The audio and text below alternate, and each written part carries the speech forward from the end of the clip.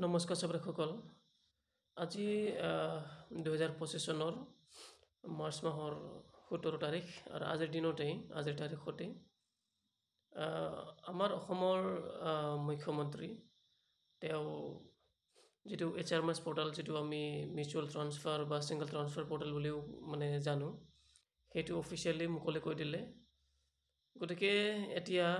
যিবিলাকে মানে হেৰি কৰিম বুলি ভাবিছিলে এপ্লাই কৰিম বুলি ভাবিছিলে মিউচুৱেল ট্ৰান্সফাৰ কাৰণে বা সিঙ্গল ট্ৰান্সফাৰ কাৰণে তেওঁলোকৰ বাবে এতিয়া ক'বলৈ গ'লে খবৰটো ভাল কিন্তু এইবাৰ বহুতো নিয়মবোৰ চেঞ্জ কৰি দিছে অলপমান মানে নিয়মবোৰ অলপমান সলনি কৰি দিছে যিবোৰ আমি এতিয়া সকলোৱে জনাটো দৰকাৰ সেইবাবে মই এই যেটো এই ভিডিঅ'টো আপোনালোকৰ বাবে আনিছো চাওক নিয়মটো বহুতো আছে কিন্তু সেই নিয়মবোৰৰ মাজতে মই যিবোৰ শিক্ষক হিচাপে জনাটো দৰকাৰ মানে সেইবোৰ আচলতে ক'বলৈ গ'লে জানিব লাগে আৰু কাৰণ যেহেতু সকলোৱে মিউচুৱেল ট্ৰান্সফাৰ বা সিঙ্গল ট্ৰান্সফাৰ বিচাৰি থাকে নহয় জানো এতিয়া সেইবাবে এনি টাইম এপ্লাই কৰিব নোৱাৰা তেনেকুৱা মানে কৈ দিছে আমাৰ যেটো ক'ব লাগিব আৰু অসম চৰকাৰ বুলি ক'ব লাগিব বা আমাৰ শিক্ষা বিভাগ বুলি ক'ব লাগিব এটা চাওক প্ৰথমতে আমি জানি লওঁ ইয়াত যদি আমি মানে চাওঁ ইয়াত এক নম্বৰত আমি এইটো চাওক দেখি পাইছো ন যে এবাৰ যদি আপুনি ট্ৰান্সফাৰ লয় এই ট্ৰান্সফাৰ লোৱাৰ সময়ৰ পৰা ধৰি আগন্তুক 2 বছৰলৈকে আপুনি ট্ৰান্সফাৰটো ল'ব নোৱাৰিব মানে এপ্লাই কৰিব নোৱাৰিব তেনেকৈ বনাই দিছে মই আজি চেক কৰিলো মই যেহেতু যোৱা বছৰ ট্ৰান্সফাৰ লৈ আহিছিলো আকৌ ট্ৰান্সফাৰ ল'ম বুলি ভাবিছিলো কিন্তু নহলকে মানে এপ্লাই কৰিব দিয়া নাই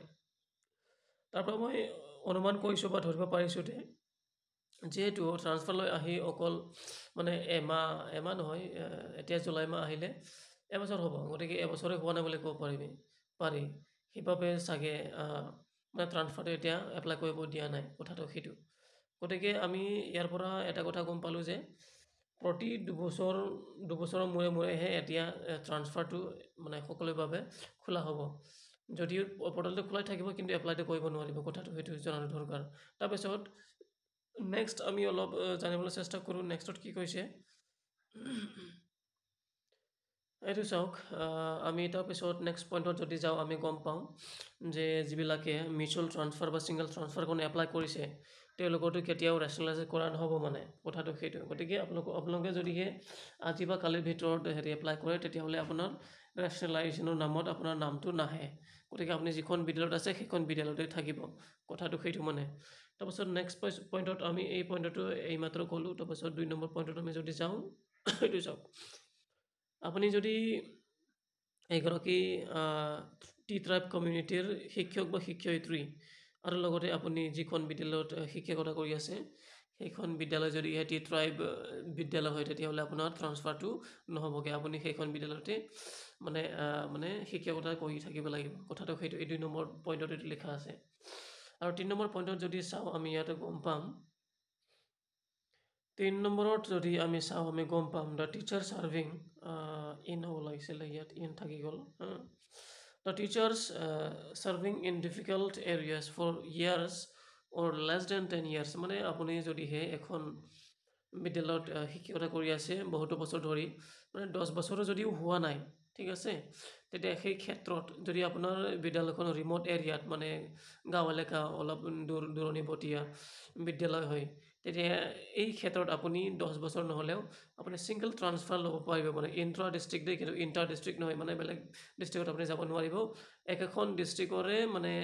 অলপমান ওচৰত আৰু যেনেবা হাইৱেৰ ওচৰত বা চেণ্টাৰ ওচৰত লৈ আপুনি সিঙ্গল ট্ৰান্সফাৰ লৈ আহিব পাৰিব কথাটো হেতু মানে 3 নম্বৰত এই কথাটো ইয়াত লিখি দিয়া হৈছে আৰু যেটো গ্ৰাউন্ড থাকিব গ্ৰাউন্ডত দিছে এইটো চাও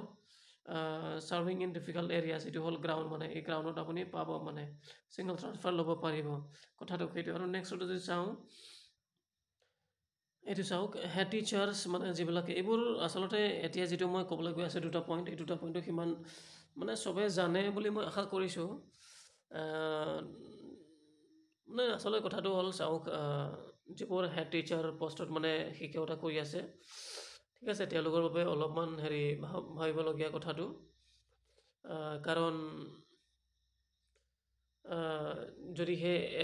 এগৰাকী শিক্ষক মানে হেড টিচাৰ তেওঁ যদি গুচি যায় তাত মানে অলপমান কম মানে কম মানে হেৰিটো আহি যায় আৰু ক'বলৈ গ'লে যিটো আমি কওঁ কমপ্লেক্সিটিটো আহি যায় মানে জটিলতা আহি যায় সেইবাবে মানে ইয়াত ডাইৰেক্টলি লিখি দিছে যিবিলাকে হেড টিচাৰ হিচাপে মানে শিক্ষকতা কৰি আছে তেওঁলোকৰ ৰেচনেলাইজেশ্যনো নহ'ব আৰু লগতে মানে হেৰিও নহ'ব মানে ট্ৰান্সফাৰো নহ'ব মানে কথাটো সেইটো তেওঁলোকে মানে তাতে থাকিব লাগিব আৰু যদি কৰিবলৈ ইচ্ছা কৰে তেতিয়াহ'লে কি কৰিব লাগিব তেওঁলোকে এপইণ্টিং অথৰিটিৰ পৰা মানে DWR পৰা এটা হেৰি ল'ব লাগিব মানে পাৰ্মিশ্যন ল'ব লাগিব সেইটো মই নিলিখিলোঁ সেইটো লিখা আছিলে হেৰিত মানে SOPত লিখা আছিলে নিয়মত কিন্তু মই ইয়াত মানে মেনশ্যন নকৰিলোঁ কথাটো সেইটো তাৰপিছত আমি যদিহে তাৰ তলৰ হেৰিটো চাওঁ ৰুলটো চাওঁ তেতিয়া আমি হেৰিটো দেখিবলৈ পাম এইটো চাওক আপোনালোকে ভালদৰে চাব ইয়াত লিখা আছে regarding intra district single transfer এইটো চাওক মানে ইণ্ট্ৰা চবেই জানেই ইণ্ট্ৰা ডিষ্ট্ৰিক্ট মানে এখন জিলাৰ ভিতৰত মানে ট্ৰান্সফাৰ লোৱা ছিংগল ট্ৰান্সফাৰ লোৱাৰ কথা কৈছে এইটো মানে ইয়াত গতিকে এই ক্ষেত্ৰত মানে একেখন জিলাৰ ভিতৰতে ছিংগল ট্ৰান্সফাৰ লোৱাৰ কথা কৈছে মানে ইয়াতে অনলি ফ্ৰম ল' PTR ঠিক আছে তাৰমানে ল' PTR মানে বিদ্যালয়ৰ পৰা হাই PTR বিদ্যালয়লৈ আপুনি মানে ট্ৰান্সফাৰটো ল'ব পাৰিব বুলি মানে ইয়াত কোৱা হৈছে কিন্তু সেইটো হ'ল ইণ্ট্ৰা ডিষ্ট্ৰিক্ট বুলি লিখি দিছে এইটো চাওক আপোনালোকে ভালদৰে চাব ইণ্টাৰ ডিষ্ট্ৰিক্ট নহয় ক্ষমা কৰিব যিটো মই ইয়াত লিখিলোঁ ইণ্ট্ৰা সেইটো ইণ্টাৰ হয় ঠিক আছে এইটো ইণ্টাৰ হ'ব লাগিছিলে মই ভুলত ইণ্ট্ৰা বুলি লিখিলোঁ ইণ্টাৰ মানে কথাটো হ'ল যে এটা ডিষ্ট্ৰিক্টৰ পৰা আন এটা ডিষ্ট্ৰিক্টলৈ যোৱাৰ কথা কোৱা হৈছে মানে ঠিক আছে ছিংগল ট্ৰান্সফাৰ কথা হৈছে মানে এটা এক্সাম্পল দিছে ধৰি লওক আপুনি শিৱসাগৰত শিক্ষকতা কৰি আছে কিন্তু আপুনি